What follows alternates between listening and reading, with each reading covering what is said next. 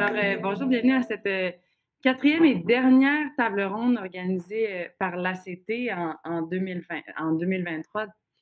Deuxième phase d'un projet de sensibilisation au harcèlement. Donc, la table ronde d'aujourd'hui s'intitule Réflexion sur nos réflexes, déconstruire nos mécanismes de création.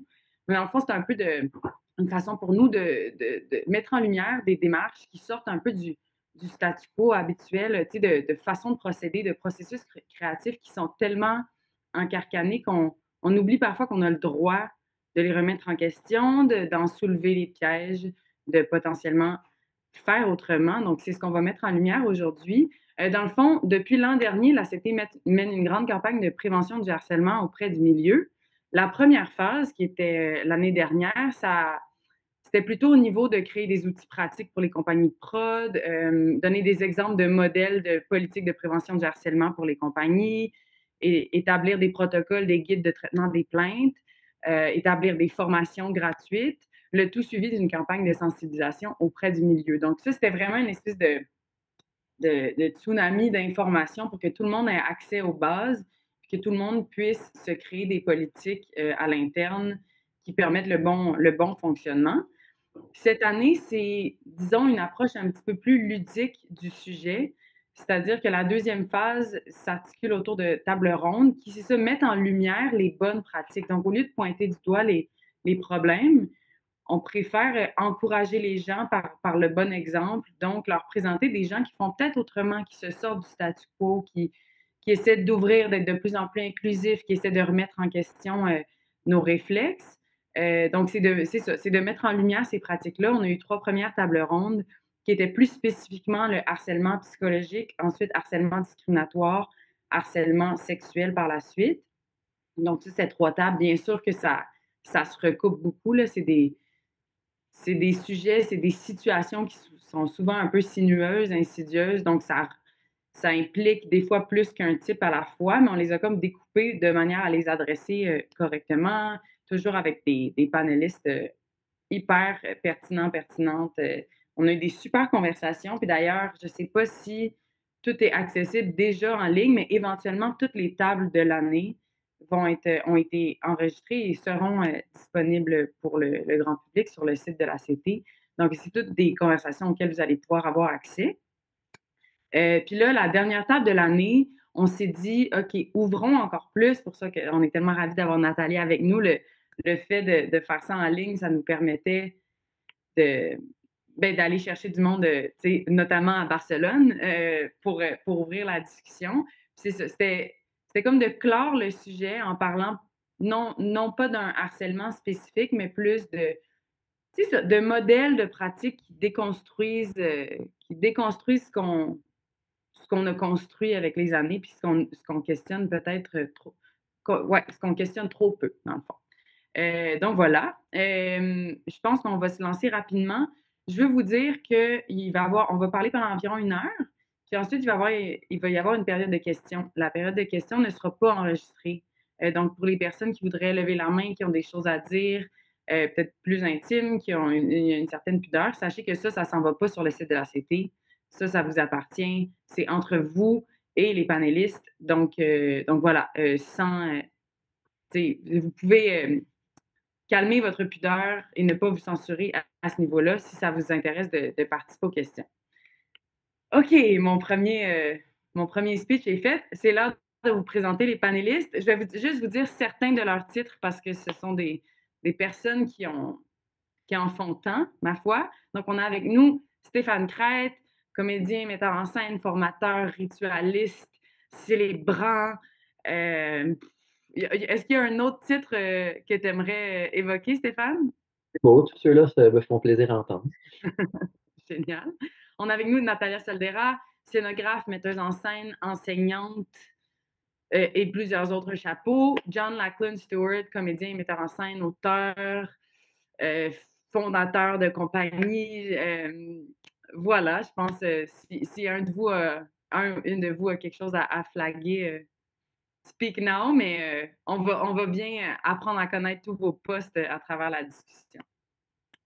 Donc voilà, moi, c'est Lorraine Hartley en passant, comédienne, dramaturge, chargée de projet dans ce cas-ci. là pour guider. J'ai des pistes de réflexion. Bien sûr, on va suivre la conversation de manière assez organique. On va suivre là où elle nous mène. Sinon, ben, j'ai des petits conversation starters si on a besoin de se rediriger sur notre sujet. Donc, est-ce que tout le monde est prêt? On se lance? Good.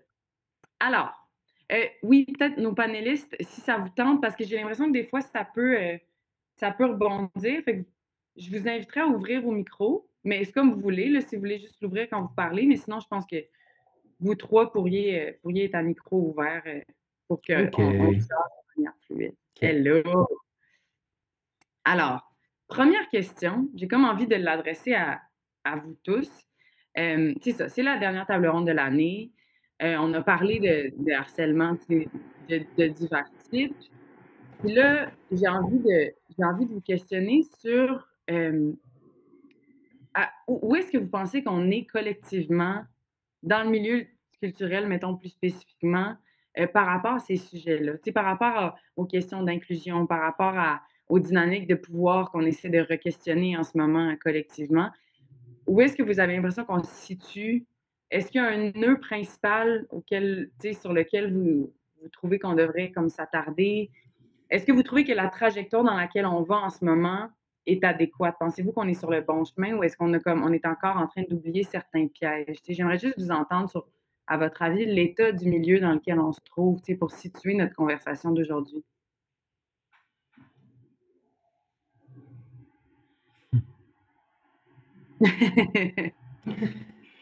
Ben, Est-ce que- je sais pas si je pourrais faire un état du milieu. Et je pense que je préfère peut-être plus un état de d'où mes pensées se situent en ce moment par rapport à ça. Et Ouais, je pense que peut-être pendant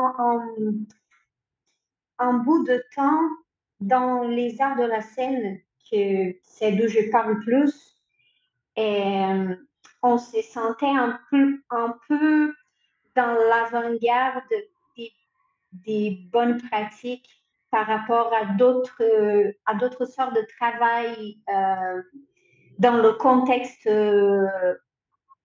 capitaliste parce que on sort peut-être euh, à plusieurs places de cet endroit de pouvoir et du capital des personnes les unes sur les autres.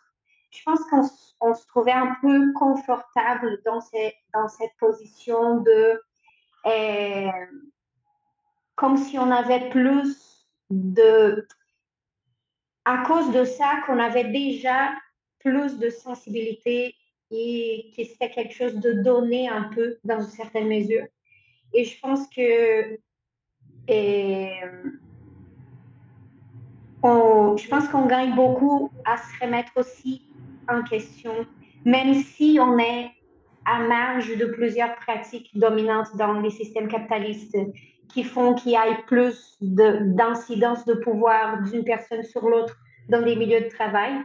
Et, donc, pour ma part, je dirais que je suis de plus en plus en train de remettre en question les pratiques que peut-être je trouvais qui étaient déjà euh, des meilleures pratiques en relation à d'autres contextes de travail. Dans ce sens-là, je trouve qu'on est dans le bon chemin, de sortir un peu de cet endroit de on travaille déjà d'une manière plus sensible. Ce que je pense qui est quelque chose oui, qui arrive, qui fait partie de notre milieu et de notre métier, mais je pense que ça ne nous garantit pas grand-chose et qu'on doit continuer de se remettre en question, même si on est un peu hors système dans plusieurs sens. Mhm. Moi, j'ai ressenti que depuis COVID, il y a plein de conversations de ralentissement dans le travail, de ralentir le travail, mais que je ressens pas maintenant que ça a beaucoup changé. Ces conversations-là, en fait que le stress que moi je ressens avec des équipes, des fois, ou quand je ressens qu'il y a parce que même avec une grande conscience depuis des années de devoir travailler avec les amis d'une façon horizontale, d'avoir vraiment des conversations constantes ensemble pour faire des check-ins, de checker sur l'équipe.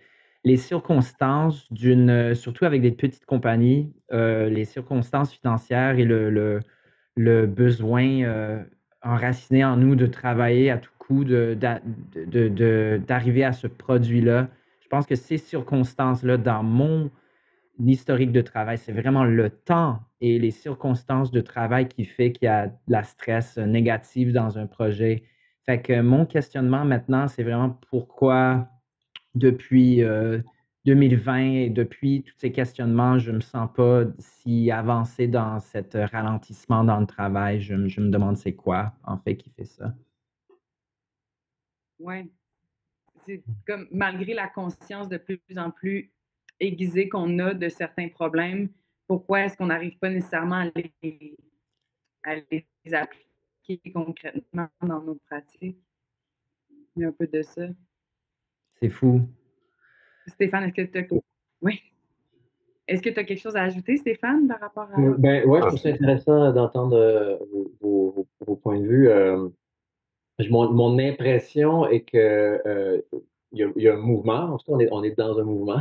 On n'est pas stagnant, puis il y a quelque chose qui est en mouvement. On n'est pas arrivé à quelque part encore, mais il y a un mouvement. Il me semble encore marginal d'une certaine manière. C'est-à-dire que c'est comme, je sens que c'est beaucoup la marge qui a envie de mettre ça en avant, qui a envie de revendiquer, qui a envie de chercher à retrouver une forme de justesse, de justice dans les processus, mais ça me semble pas encore avoir contaminé, disons, les institutions d'une certaine façon. Ouais.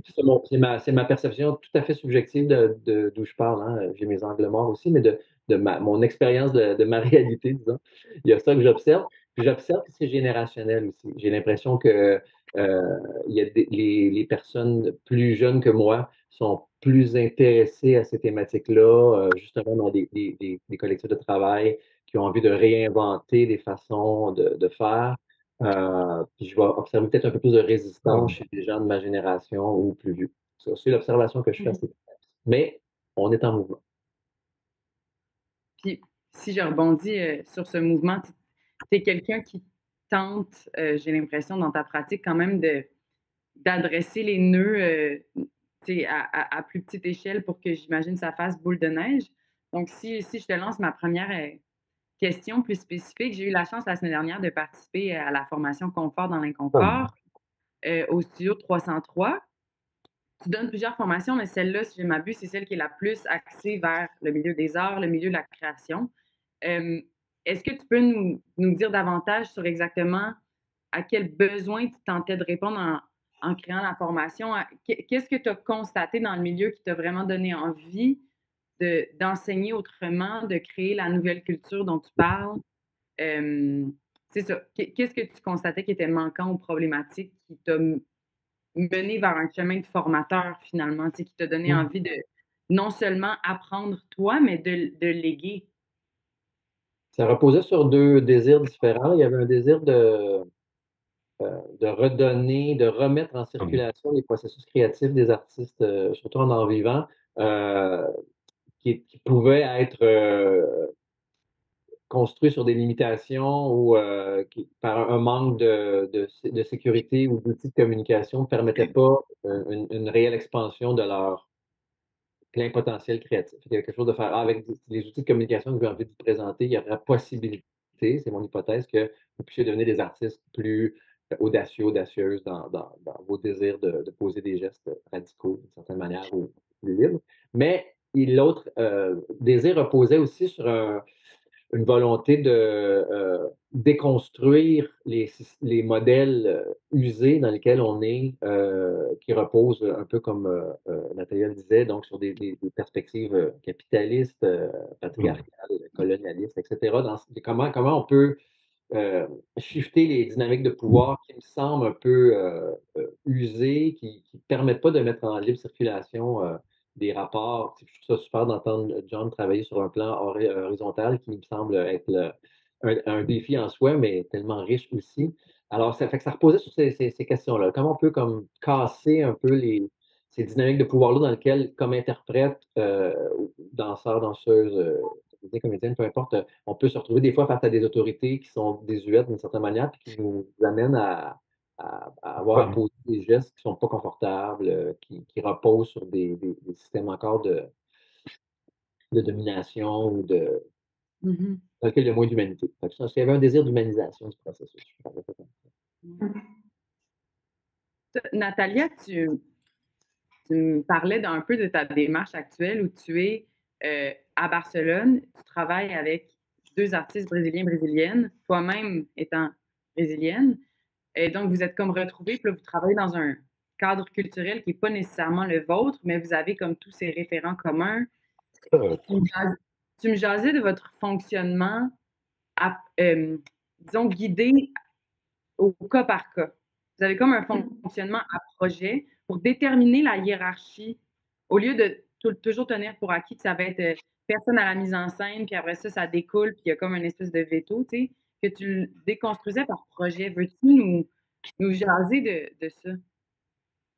Ben, je pense que ça commence dans une approche créative avant d'être une approche relationnelle, dans le sens que on travaille aussi par projet, par les besoins du projet, dans le sens que quand on commence un projet, on ne sait pas où on va se rendre. On ne sait pas si on va se rendre dans un spectacle théâtral, on ne sait pas si on va se rendre. On suit un peu les processus de ce qu'on est en train de mettre, ce qu'on est en train de se pencher sur, que ce soit un sujet, une thématique ou un désir esthétique, ça peut avoir plusieurs motifs de départ, mais on ne sait pas où on va se rendre à la fin en tant que produit. Alors, ça n'a pas de sens qu'on se met dans des fonctions préalables parce qu'on ne sait pas quel est le chemin qu'on va parcourir. Donc, on accompagne un peu ce chemin-là avec les outils qu'on a, parfois sans les outils, en cherchant d'autres personnes. Par exemple, on vient de faire une exposition d'objets d'une musée de l'année 2023 avec un audio guide. Et pendant ce parcours-là, on s'est trouvé sans outils. On est allé chercher l'accompagnement d'une archéologue qui nous a donné des pistes pour travailler sur cette idée de musée, d'objets ethnographiques d'un passé. Donc, c'est un peu ça. Ce n'est pas juste une approche qui traverse les relations entre les créateurs et les fonctions. C'est une approche qui passe aussi par la façon dont on crée. Donc, je sais pas, je ne vois pas comment on pourrait se mettre dans des fonctions. Et c'est aussi, ce que je trouve important de dire aussi, ce n'est pas qu'on rentre dans le processus avec l'idée qu'on va être capable de tout faire, qu'on va avoir toutes les compétences que le processus va nous demander. C'est plus dans cette idée de ne pas avoir les compétences vraiment et de faire avec les compétences qu'on a ou de chercher des personnes qui ont des compétences pour nous accompagner aussi au fur et à mesure. Donc, ce n'est pas un artiste qui sait tout faire. C'est un artiste qui a ses limites comme n'importe quel autre, mais qui se met dans ce défi d'accompagner le processus au lieu d'être le chargé de guider le processus vers un objectif préalable. Oui. Puis ici, parce que là, ce que j'entends, c'est qu'avant de... Vous avez besoin de plus d'infos sur votre... comment dire? Vous êtes dans un processus qui va éventuellement vous mener à un objectif qui se détermine comme as it goes, pendant que ça se passe. Et donc, éventuellement, j'imagine que vous finissez par déterminer un petit peu des rôles, mais donc le point de départ est assez horizontal comme John l'a mentionné aussi dans ces processus. Donc, j'imagine que je vous lance la question à vous deux. Comment vous faites, parce qu'à un moment, il faut avancer, puis on sait qu'on a on a des cerveaux qui n'ont pas nécessairement les mêmes idées. Donc, pendant cette période latente où tout le monde est à l'horizontale, est-ce que vous seriez capable de conseiller, selon vos expériences, disons, de soulever les pièges, puis conseiller un peu notre public sur comment faire ça, parce que c'est quand même quelque chose qui est de plus en plus populaire, mais forcément vient avec son lot de compromis, puis de...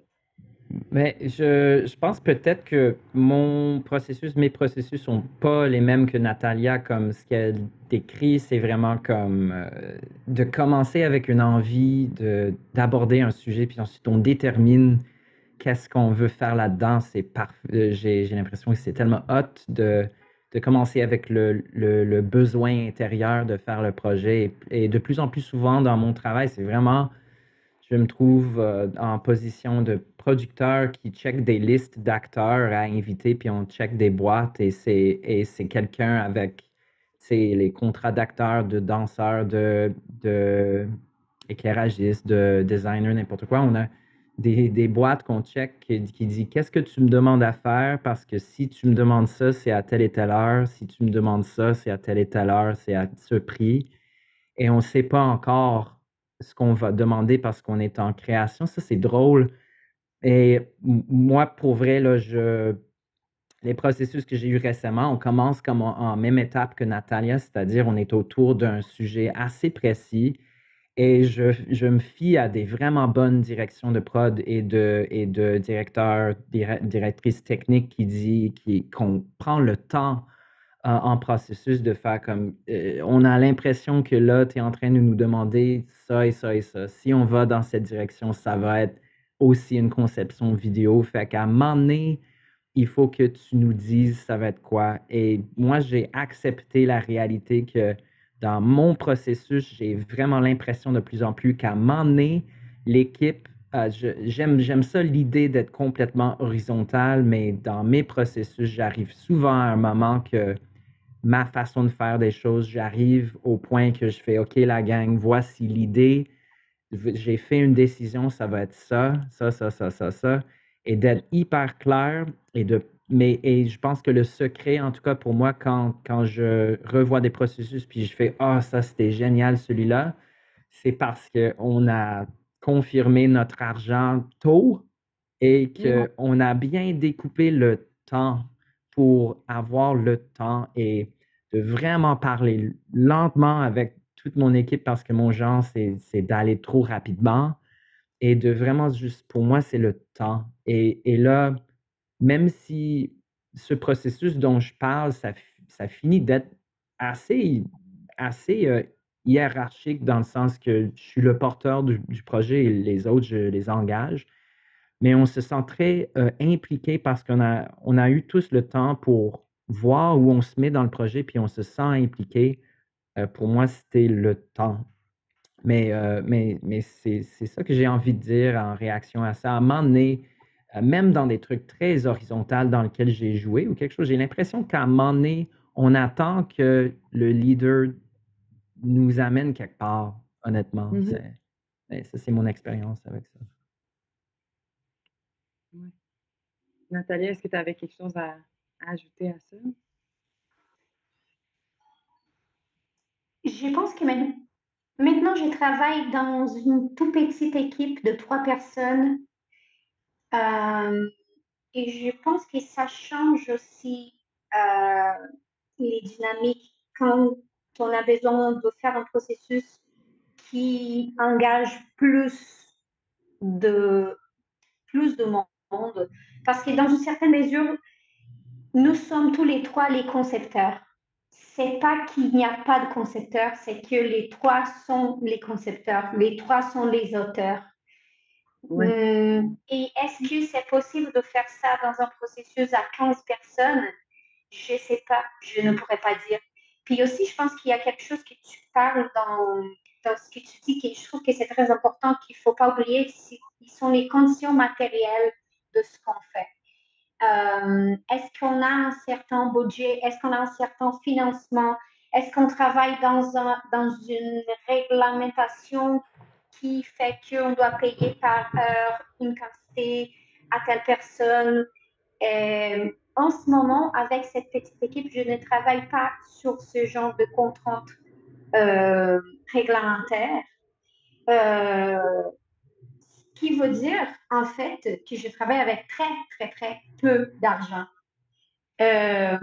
Et c'est clair que ça, c'est une contrainte qui apporte du négatif parce qu'il y a plusieurs choses qui ne peuvent pas être faites parce qu'il n'y a pas assez d'argent. Mais aussi, ça nous possibilite d'avoir cette liberté de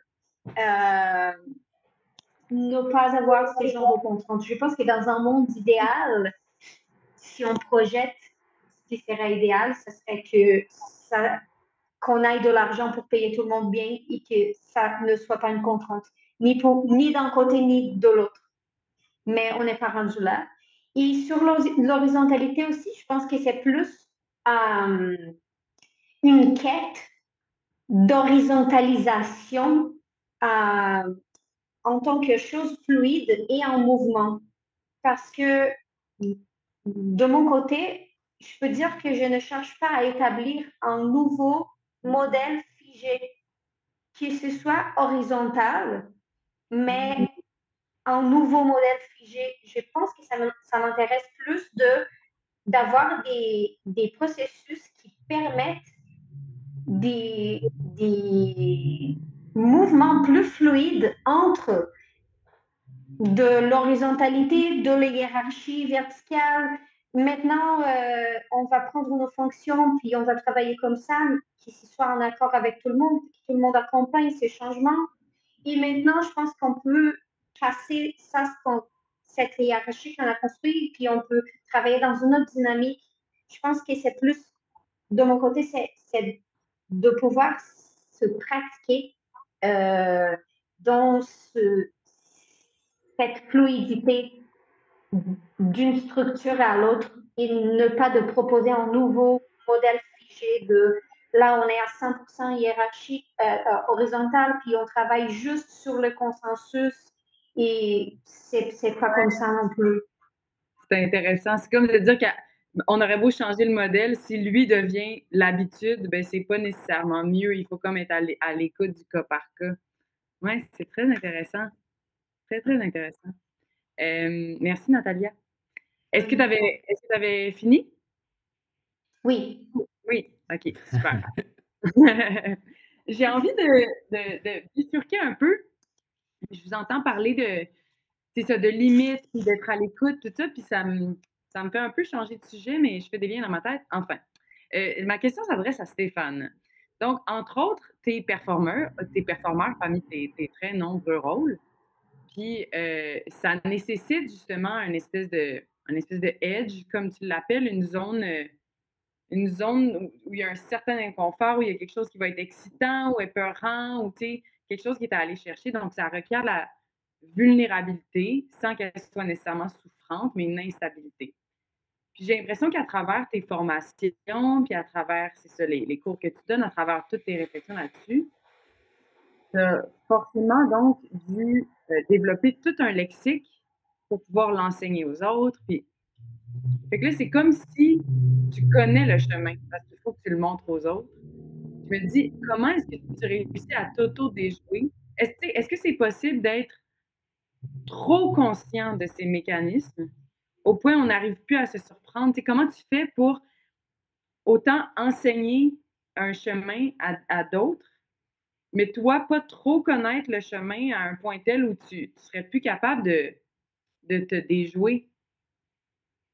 C'est une bonne question. Ben, pour moi, il y a la dimension de la communication, tu sais, des outils de communication qui nous permettent de pouvoir nettoyer ce qui est dans le chemin, mettre la lumière sur les ombres ombrageuses qui demandent notre attention, pour mettre tout en lumière, mais c'est ce que vous besoin d'être dans l'ombre, mais éclairer ce qui demande notre attention, avoir des outils pour pouvoir avancer davantage dans nos processus, mais il y a aussi dans ce savoir-être-là, d'une certaine manière, la capacité d'être avec ce qui est là. Puis pour moi, ça laisse la place à tout ce qui va vouloir émerger. Fait que c'est comme pour moi, la performance, c'est beaucoup d'être dans l'écoute de ce qui veut émerger, d'être avec ce qui est. Fait qu'une fois que j'ai comme, mettons, compris ça, ben, si je me rends disponible, c'est sûr que je me fais déjouer parce que je ne sais pas ce qui va émerger de ce qui est si j'écoute réellement ça. Fait que, en étant à l'écoute de cette émergence-là du vivant, ben, je vais m'en aller vers telle ou telle direction sans l'avoir préparé ou sans l'avoir cadré. Nathalie disait, on ne peut pas comme stigmatiser en disant, mais voici maintenant, c'est la nouvelle norme. Fait que moi aussi, je fais comme, ben, mon espace, c'est d'être dans l'instant, puis de voir qu'est-ce qui veut émerger dans le moment performatif. Puis de là, ben, c'est sûr que je ne peux pas stabiliser une structure, je ne peux pas la cristalliser parce que la seule chose qui est stable, c'est que j'écoute qu'est-ce qui va émerger. Puis là, ben, puis donc, fait qu'il y a comme cette danse-là entre le tangible et l'intangible là, qui fait que ça reste vivant, c'est-à-dire que je laisse la place à ce que l'invisible puisse rentrer en dialogue avec l'invisible de certaine manière. Mais parallèlement à ça, il y a toute une couche consciente de communication, d'outils, de mise en lumière, de travail sur ce qui peut être dans le chemin, dans notre inconscient. Puis parallèlement à ça, une fois que ça c'est comme tracé, je laisse la place ouverte à l'invisible, ou à l'écoute de l'autre. Oui, tout à fait. Merci. Ça me fait penser à l'intermédialité, Natalia, ce qui était le sujet, si je ne m'abuse, de ta maîtrise. OK. Tu hoches la tête, je fais comme, est-ce que Natalia est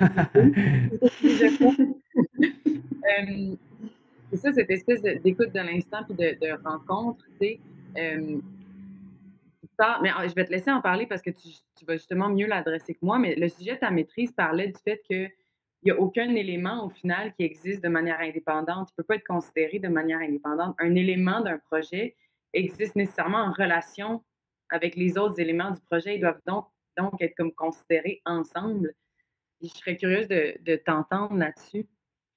Sur, ouais, ben sur comme ce qui t'a poussé, premièrement, à aller comme fouiller, tu sais, faire ta maîtrise là-dessus et donc réfléchir à ça.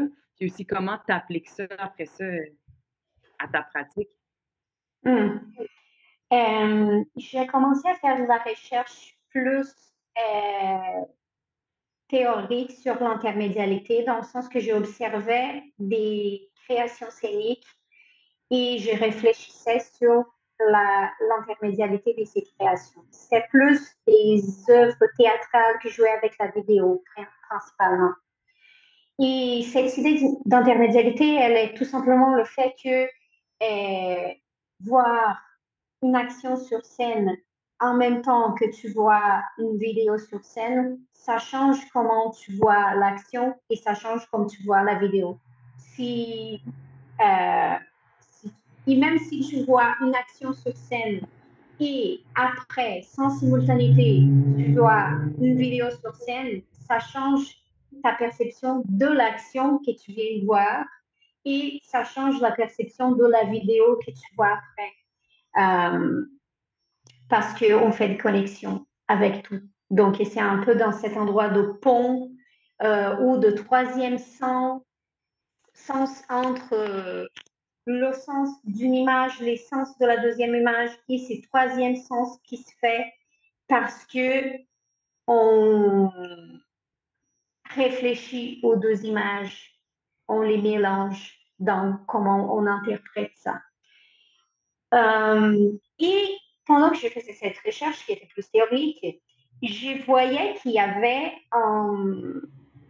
une friction entre ces genres d'œuvres scéniques et les processus de création ou les outils du processus de création que j'étais en train d'apprendre dans ma formation en tant que metteur en scène. Je me suis rendu compte qu'avec les outils que j'étais en train d'apprendre, je ne pourrais jamais arriver à ce genre de scène parce que ces outils, ils étaient vraiment liés à une scène plus dramatique ou à un autre sens d'unité. Et donc, j'ai décidé de faire une recherche sur les possibilités des processus de création à partir de cette idée d'intermédialité.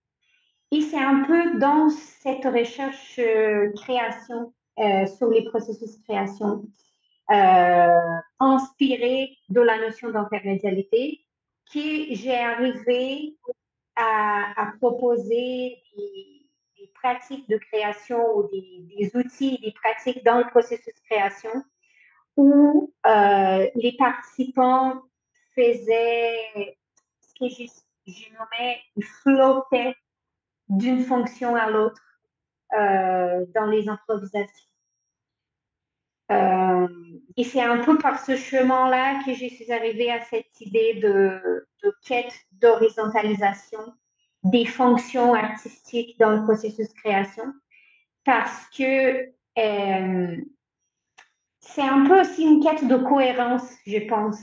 C'est que si je cherche à produire une scène qui est dans l'inter, dans le pont, dans l'interstice, il va falloir que les personnes et ces expertises collaborent. Ils soient aussi dans l'interstice, dans l'entre, dans le pont. Donc, c'était un peu ça, une quête de cohérence entre processus et œuvre. Je ne sais pas si ça répond à la question. Ben, en fait, j'ai envie de tout de suite rebondir puis de te questionner sur est-ce que c'est quelque chose que tu as appliqué dans ton enseignement? Puis en fait, la question, c'est, je vais lancer la question à l'ensemble aussi là, pour vous entendre tous. Je pense que vous avez tous été dans des situations où vous aviez comme à léguer un savoir, tu sais. Puis je trouve ça quand même curieux à quel point j'entends souvent cette idée de déconstruire l'école. Tu sais, on va faire une école de théâtre, puis après ça, c'est comme, ah, là, je suis dans un processus où j'essaie de tout désapprendre ce qu'on m'a encarcané. Puis là, c'est comme, OK, mais c'est quand même une formation, tu sais, qui est riche à bien des égards, certainement, tu sais, puis c'est tout aussi vrai, même si elle a ses lacunes. Mais je suis comme, tu sais, on en rêve, on veut faire ça, ça nous apprend notre métier. Puis comme, y aurait-tu moyen de ne pas vouloir déconstruire ce qu'on vient de construire, tu sais, de construire d'une manière qu'on se dit pas après, il va falloir tout que je désapprenne ça. Ben OK, on peut-tu l'apprendre d'une manière où le désapprendre ne serait pas nécessaire? Ça me semble particulier qu'on veuille comme, tu sais, que ce soit tellement présent comme discours. Je me dis, il y a quelque chose qu'on enseigne donc pas de la bonne façon, il y a quelque chose qu'on construit pas de la bonne manière. Je serais curieuse de vous entendre sur si, si vous vous êtes heurté à ce constat aussi dans vos pratiques, puis si ça influence votre façon d'enseigner ou de former ou de diriger des équipes. Euh, Moi, depuis que j'ai 12 ans, j'étais juste un grand lecteur de théâtre et un grand curieux de plein de formes, mais j'ai toujours trouvé que c'est toujours intéressant de vraiment de voir des choses qui viennent pas de la ville dans laquelle tu travailles ou qui viennent pas de la communauté dans laquelle tu es en train de travailler. Et je pense que ça, c'est super intéressant. Et je pense que ce genre de réflexe, c'est fort ici à Montréal, dans le sens qu'il y a beaucoup d'influences d'ailleurs. Il y a plein de langues et différentes façons de travailler ici dans la ville que tu peux rechercher. Mais je pense que c'est super important dans les écoles de donner des outils de base comme apprendre les basics d'accordage ou to learn your scales ou d'apprendre la base or how to do a landscape before you do cubism. Il faut comprendre la base. Et ensuite, de toujours encourager les étudiants et étudiantes d'aller voir des trucs tout le temps. Les grandes leçons que j'ai eues à l'école, c'est vraiment en sortant de l'école pour faire du travail avec des profs qu'on on a été invités pour travailler avec des équipes hors de l'école ou d'aller voyager quelque part, voir quelque chose ailleurs ou d'avoir quelqu'un qui ne pense pas du tout comme les anglophones en théâtre à Vancouver, par exemple. Fait que pour moi, c'est vraiment de voir qu'est-ce qu'il y a d'autre, de voir même qu'est-ce qu'il y a de très traditionnel et qui n'est pas moderne, et de voir tout, d'apprécier tout pour pouvoir te voir là-dedans. Ça, c'est ma façon de déconstruire nos formations et nos écoles. C'est intéressant. Il y a comme, pour moi, apprendre et désapprendre, c'est comme une affaire, puis construire et déconstruire, c'est une autre affaire. On dirait que c'est comme quand on apprend, désapprendre, pour moi, c'est de le remettre de leur mâcher d'une certaine manière. C'est comme j'apprends une matière, mais là, la désapprendre, c'est comme finalement de l'intégrer en soi. Euh, Construire, déconstruire, pour moi, ça me semble plus, c'est à quoi je rêve comme modèle pédagogique. C'est comme tu dis, qu'on n'a pas besoin de se déconstruire après, qu'au contraire, on sent que ça nous a construit. Mais pour le moment, j'ai l'impression que ce qui arrive dans des systèmes pédagogiques, c'est que c'est les autres qui nous construisent, tu sais. On est construit selon notre casting, on est construit selon ce que les enseignantes veulent nous faire de nous ou voient dans quel schème ils veulent nous stigmatiser d'une certaine façon. Alors que la déconstruction vient de cette nécessité-là de faire comme, OK, mais il faut que je comprenne qui je suis vraiment ou quelle image j'ai le goût avec quelle image de moi j'ai le goût de travailler.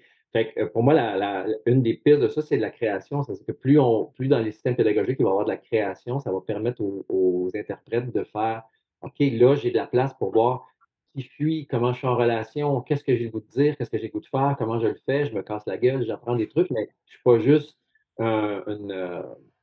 l'acteur marionnette, disons, là, qui va être comme éduqué à savoir comment faire mes gammes, comme dit John. C'est une chose importante, mais après ça, comment je suis, moi, dans le monde, tu sais, c'est comment j'interagis. Parce qu'après ça, souvent, je pense, en tout cas de plus en plus, quand on sort d'une école, c'est pas vrai qu'on reste chez nous en attendant le coup de fil des cartes institutionnelles. Tu sais, on part nos affaires, on se met en gang, on crée des trucs, tu sais, parce que on a envie d'avoir une chance pour prendre la parole, mais c'est là, je pense, qu'il vient une nécessité de se déconstruire parce qu'on n'a pas eu beaucoup. Puis là, je pense que c'est pas toutes les institutions qui ont des carences créatives, là. Mais je pense que c'est une des places pour moi où le nerf de la guerre, de la déconstruction vient du fait qu'il n'y a pas beaucoup d'espace pour apprendre à se connaître sur le terrain. J'ai comme excuse-moi, j'ai une question pour Stéphane, en fait. J'ai juste une question, je sais pas si je vais le bien dire, là, mais je sais que, mettons, moi, j'étais metteur en scène à l'École nationale, mais je travaille beaucoup avec, du côté anglophone, avec les anglophones. Puis ce que je trouvais très fort à l'École nationale toujours, c'est que le, le, le, le but après l'école, c'est vraiment d'aller travailler à Stratford. C'est aller travailler dans un festival très, très classique.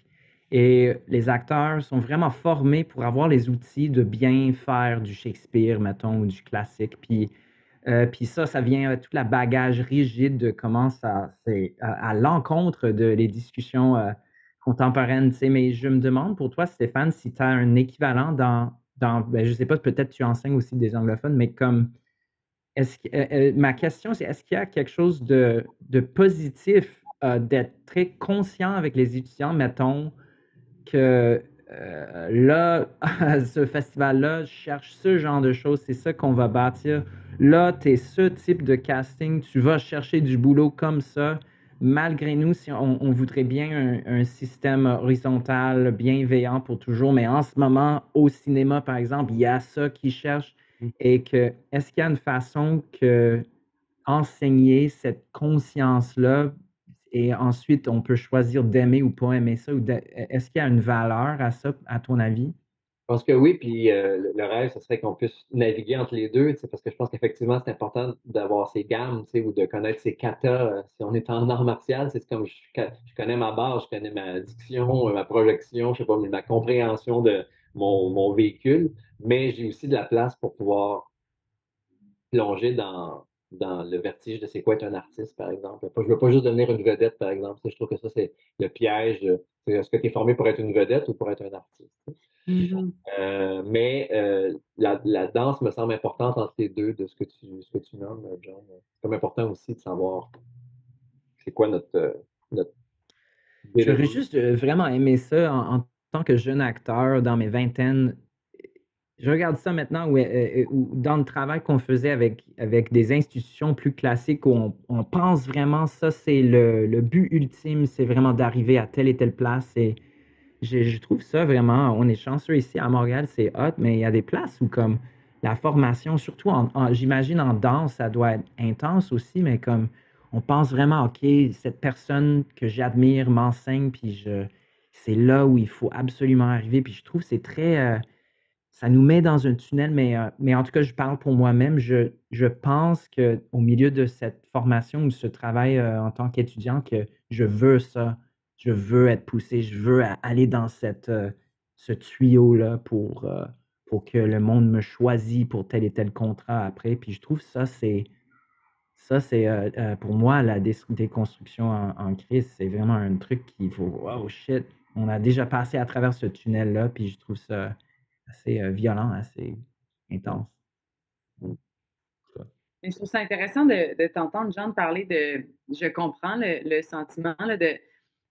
Il y a quand même une idée du succès qui nous est comme, tu sais, qui s'enregistre dans notre corps à force d'évoluer puis d'être formé dans un milieu qui, c'est ça, tu sais, qui, on dirait, favorise une version du succès, là, favorise une version de faire.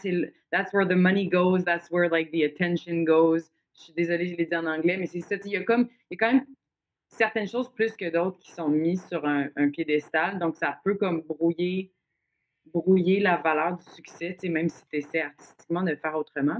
Cela dit, je vais faire une phrase. Je t'entends dire ça, mais je trouve que tu as particulièrement une pratique justement, ou tes propres initiatives, tu n'attends pas du tout qu'on t'invite. Tu vas à la rencontre du public.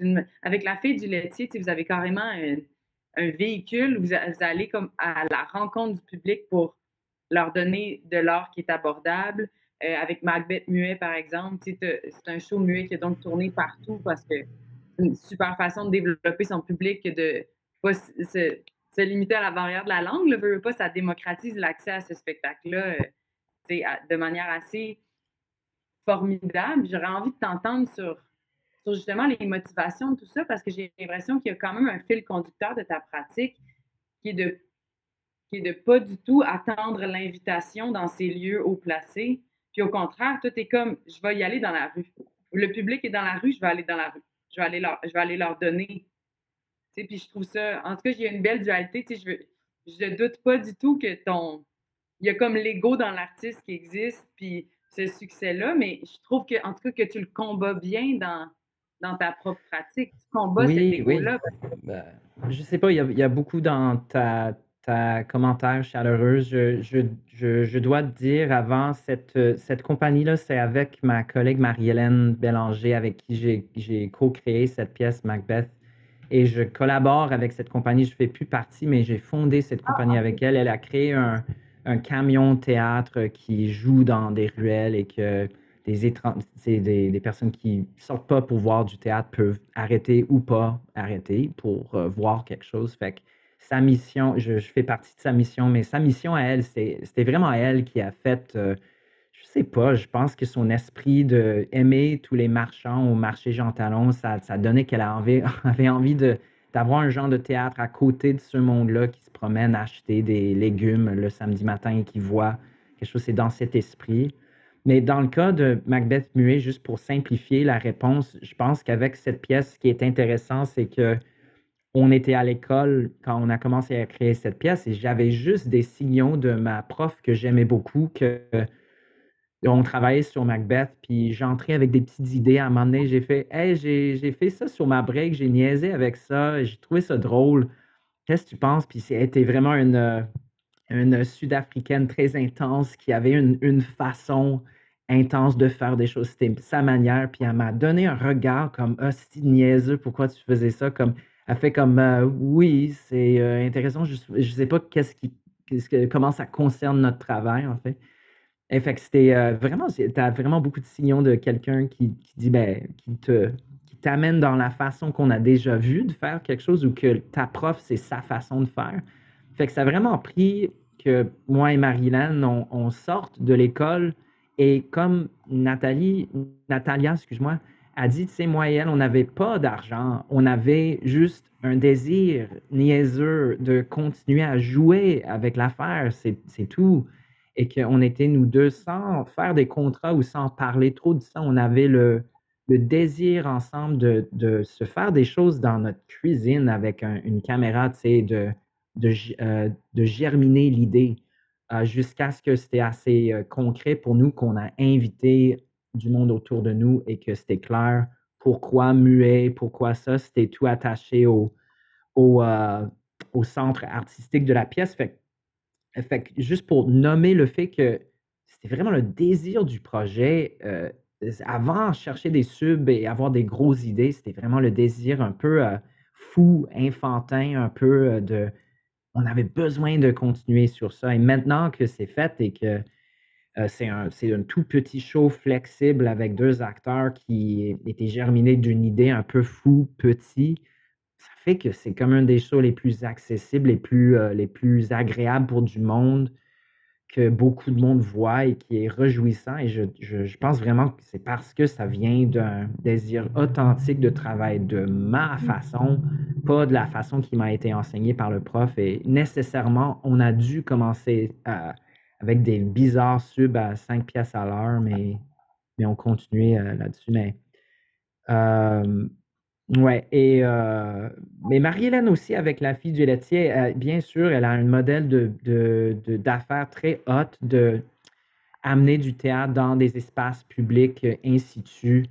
Mais elle aussi, elle souffre de la gestion de subventions, maintenant qu'elle roule, c'est toujours je pense que ça va up and down. C'est vraiment pas tous les projets qu'on trouve le processus parfait et que là, on est au paradis avec nos processus. Elle lutte beaucoup, sur, comment chercher assez d'argent, par exemple, pour qu'elle peut trouver l'équipe pour être fou ensemble puis avoir le temps pour, respirer, pour trouver qu'est-ce qu'ils ont envie de faire, tu sais, mais ça, c'est l'histoire de cette Macbeth qui a été vraiment un processus, avec ses propres problèmes aussi, mais qui était vraiment super. J'ai envie de vous entendre tous, quiconque a envie de répondre, mais j'ai l'impression que, tu sais, si on est là d'ailleurs, tu sais, je pense que tout le monde dans ce Zoom aujourd'hui a des réflexions sur nos réflexes, tu sais, comme quelque chose d'entamé là, au niveau de cette introspection-là, puis de potentiellement vouloir faire autrement. Mais on n'est pas toujours entouré de gens qui en sont au même stade de réflexion, qui sont même d'accord avec cette remise en question. Comment on fait, tu sais, notamment, tu sais, je pense à Stéphane, c'est sûr, parce que tu as développé, c'est ça, tout un langage pour être capable de nommer ses limites et tout ça. Mais quand on se retrouve là, pressé dans une situation où tu fais, OK, moi, j'ai un lexique en ce moment, mais les autres, non. Je ne peux pas leur arriver avec comme un outil de communication qu'ils ne connaissent pas. Comment on fait, dans le fond, avec des gens qui n'ont pas nécessairement, c'est ça, fait ce processus en même temps que nous, pour adresser un inconfort, puis que ça passe, puis qu'ils soient en mesure de le recevoir. Bon, on n'est pas responsable de comment ils le reçoivent, là. Je ne dis pas qu'on est des êtres magiques, mais tu sais, c'est ça. Comment, comment utiliser son lexique avec d'autres d'une manière qui peut être reçue pour nommer son confort puis ses limites, puis essayer qu'on fasse ça de la façon la plus confortable possible pour tout le monde. Ben, ça m'apparaît possible de la même manière que des gens vont apprendre des outils comme la communication non violente ou la conversation cruciale, des outils de communication comme ça qui sont applicables, peu importe si l'autre personne n'a pas ces outils-là. Fait que ça me semble possible, mais ça demande un effort, tu sais, ça demande un effort supplémentaire. Dans mon rêve, on est tous, on se crée des communautés de pratiques dans lesquelles on partage des outils pour pouvoir avancer plus loin dans le processus. Mais ça me semble possible, clairement. Mais bien, c'est sûr que ça demande un effort. Il faut voir qu'est-ce que ça coûte. Est-ce que ça coûte plus cher de ne pas poser sa limite, de ravaler d'une certaine manière? Est-ce que ça coûte plus cher d'amour propre ou de peur? Peut-être des fois aussi, il y a des enjeux là, stratégiques. Là, tu sais, OK, je sais que j'ai besoin de ce job-là, j'ai besoin de cet argent-là, j'ai besoin de bien m'entendre avec cette figure d'autorité-là, mais qu'est-ce que ça coûte pour nous? Est-ce que ça coûte plus cher de rien dire ou de prendre parole, tu sais, en prendre le risque d'essayer de communiquer nos besoins. Ouais. C'est un grand sujet. Oui, c'est un grand sujet quand même. Mais, C'est vrai. ouais, c'est une bonne question. Je pense que j'aurais deux choses à dire. La première, c'est que je pense qu'à chaque fois qu'on commence un processus de création, on a la possibilité de créer une nouvelle communauté avec des nouvelles règles. Pour moi, c'est un peu ça. on a cette possibilité. Est-ce qu'on désire? Est-ce qu'on va arriver? Je ne sais pas. Mais la possibilité, elle est là. Et il y a une autre chose que je voulais dire aussi, que je pense que c'est une pratique, vraiment une pratique du petit. Je pense que si on commence à nommer des choses qui sont prises pour acquis dans ce processus, pas des grandes choses, qu'on commence pas par nommer des grandes choses, des grosses malaises, mais si on commence à nommer des acquis, comme pour moi, c'était important qu'on a eu une conversation après la répétition hier. Comme si on commence à placer les acquis, à nommer des petites choses, je pense qu'on est capable peut-être de créer un environnement qui pourrait être plus ouvert à, à écouter les choses quand elles sont plus touchy ou plus malaisantes. Euh, mais c'est difficile de nommer les. C'est difficile de se détacher, d'avoir une distance et de nommer les pratiques qui sont acquises dans nos processus. Puis je pense que c'est cet effort de mettre une distance dans les choses qu'on fait et de le nommer vraiment. Et ça passe par tous les accords d'argent, les accords d'horaire, les accords de, les accords d'intimité, qu'on soit capable de revoir tous ces accords et de ne pas juste rouler sur ce qui est acquis. Je sais pas. Je trouve ça sensible. Je, je sais pas, je trouve que c'est peut-être un peu tabou ce que je dis, mais je suis intéressé à le fait que ta formation, Stéphane, ça s'appelle confort dans l'inconfort ou quelque chose, parce que ce que ça me fait penser, Natalia, c'est qu'en fait, je suis souvent inconfortable dans le travail d'artiste. Pour moi, ça fait partie de explorer quelque chose de difficile, mais je veux jamais être inconfortable physiquement. Et des fois, je veux non plus que la ligne où que tu es émotionnellement inconfortable dans quelque chose, ça peut être vraiment subtil dans le travail d'acteur, évidemment, comme quand ça touche quelque chose que vraiment tu veux pas aller là, tu sais. Et moi, j'ai pas une réponse claire à comment nommer parce que c'est une chose difficile à faire, mais j'aime ça, ce que Natalia dit sur, ou ce qu'elle a l'air de suggérer, c'est qu'au début du processus, avant qu'on entre dans le travail, on a un sens de ça va être quoi les zones de travail, tu sais, c'est quoi la façon dont on va travailler, puis si c'est vraiment un truc avec un budget, puis des salaires de vraiment bien nommer des choses en avance pour que ce côté professionnel est nommé.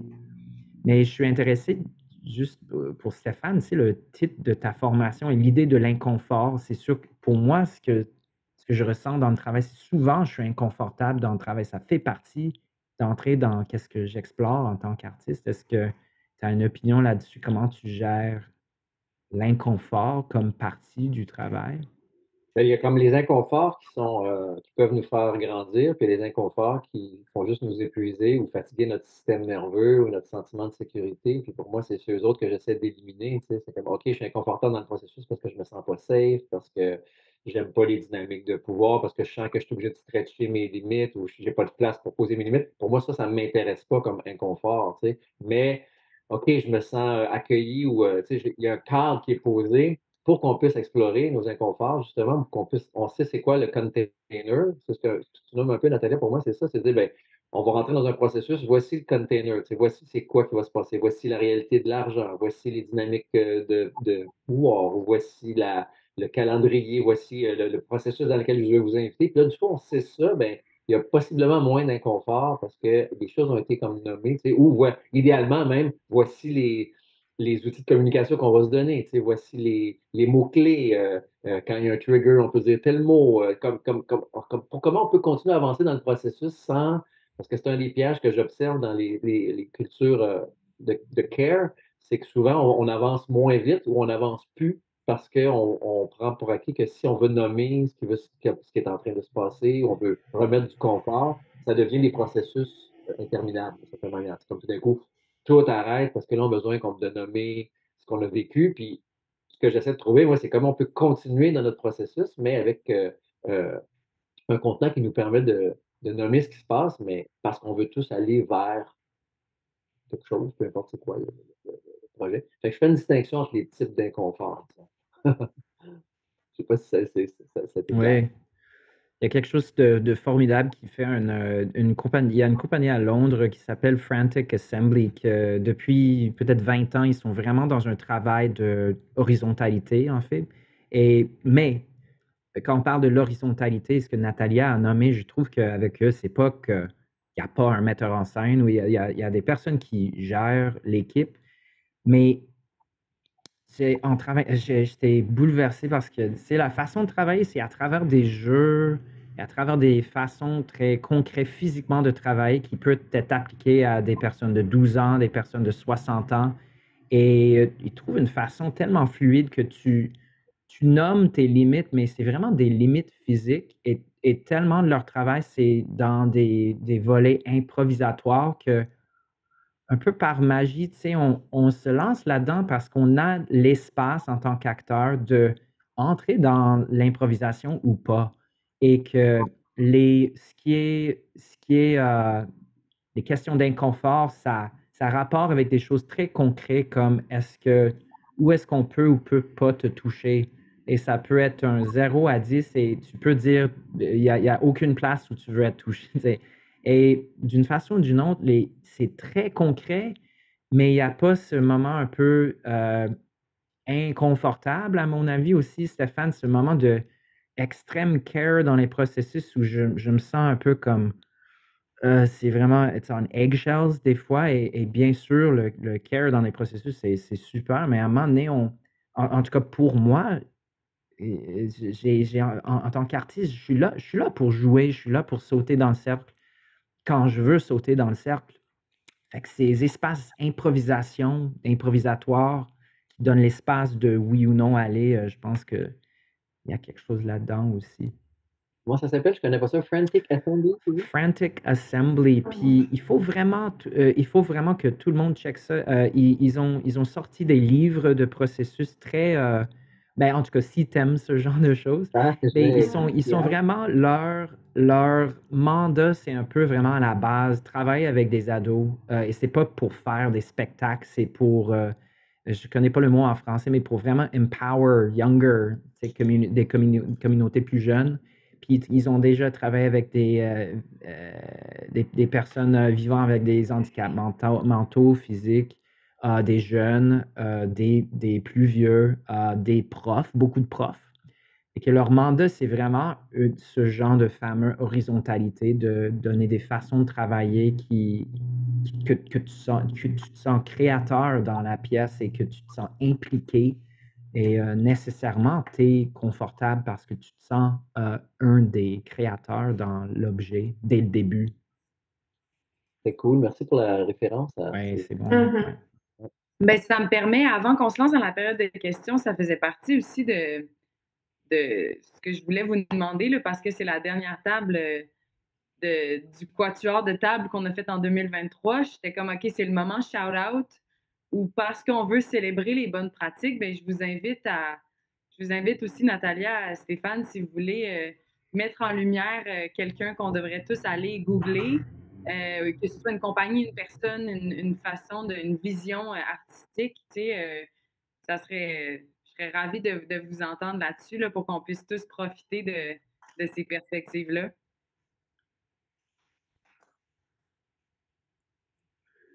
Ben, je pourrais shouter out une autre. J'ai vu Morena Pratt pour la première fois cette fin de semaine passée à l'Espace Libre. Je voulais juste dire que des objets simples, minimalistes, c'était tellement rafraîchissant comme projet. Et que pour moi, ce qui m'intéresse en ce moment, j'ai beaucoup des projets qui reviennent à une simplicité. Ça me fait je me rends compte à quel point j'ai besoin de très peu au théâtre pour ce que je cherche, c'est avoir un contact humain. Puis je trouve que, en tout cas, je ne l'ai jamais vu son travail, une simplicité, là, une connexion avec le public, aucun décor qui avait vraiment quelque chose de puissant là-dedans. C'était rafraîchissant pour moi, cette simplicité. Merveilleux, Ben, Joanie. Pardon, je vais juste dire, Joanie, je pense qu'elle est en train de les googler pour nous puis de les mettre dans la conversation. Juste dire à tout le monde. Merci, Joanie. Mais j'ai eu le plaisir d'accompagner un petit peu le processus de création du Bureau de la Part, qui c'est une compagnie de la Ville de Québec. Et je pense qu'ils ont des façons de faire vraiment très intéressantes comme processus, comme pratique en discipline, comme pratique de horizontalisation qui m'intéresse beaucoup comme processus. Et aussi, je voudrais nommer, juste parce que je suis à Barcelone, une artiste de Barcelone qui est une performeuse qui s'appelle Nuria Guel. Après, je peux mettre ça dans le chat.